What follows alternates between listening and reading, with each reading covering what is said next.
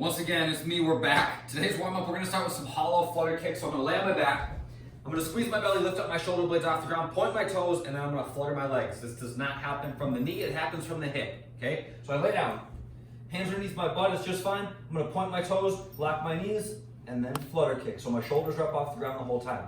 20 seconds of that, then 20 seconds of high knees, so just running in place, and then 20 seconds of wide-legged good morning. So wide stance, knees slightly bent, knees pushing apart. Arms across my chest, I'm gonna squeeze my belly and then send my hips back, lower forward, feel a little stretch in the back of the inside of my legs, and then stand back up. Nice and slow on those. It's a good stretch for the adductors, for the hamstrings. Good way to get the hips nice and warmed up. That's the warm-up. The workout today, we're doing just 3 movements. It's just gonna be 3 rounds of 1 minute of each, and then we have a minute of rest between each of those 3-minute rounds. So the first one's a little different. We do a lot of leg lifts, which are plenty productive, a good way to build core strength and all that. We're gonna switch it up today and we're gonna go a little bit further in our range of motion. So what I'm gonna do is lay on my back, okay? I'm gonna lay, I got my 2 dumbbells back here. You guys might need to go a little bit wider than I have them for yours, but I want you to go to a position where your arms are locked out, okay? So I'm gonna grab for the dumbbells, I'm gonna put my legs out in front of me, squeeze my belly, point my toes, lock my knees, and then come all the way up, bring my feet all the way back,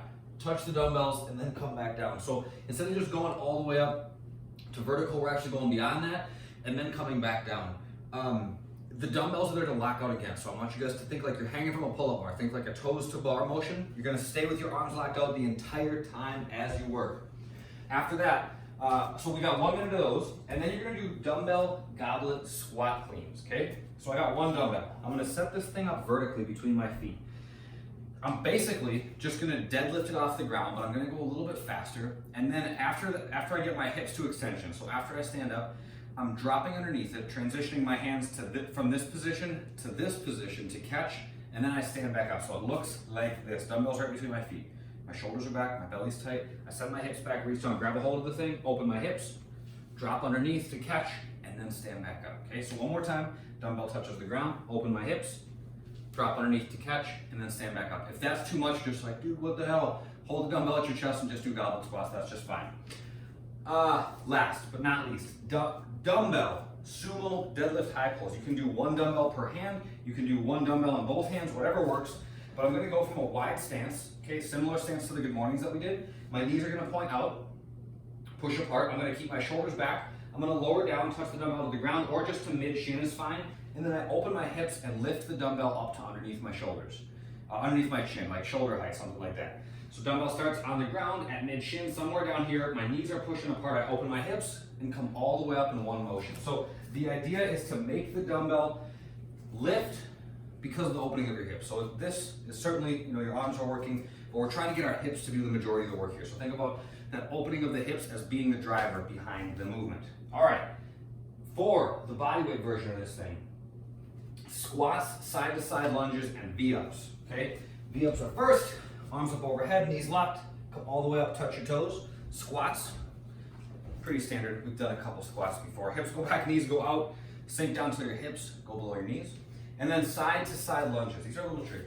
So, wide stance, I'm gonna squat to the left. As I do, my right toes point up towards the ceiling. So, my feet are both pointing straight forward. I sink to the left, right toes point up.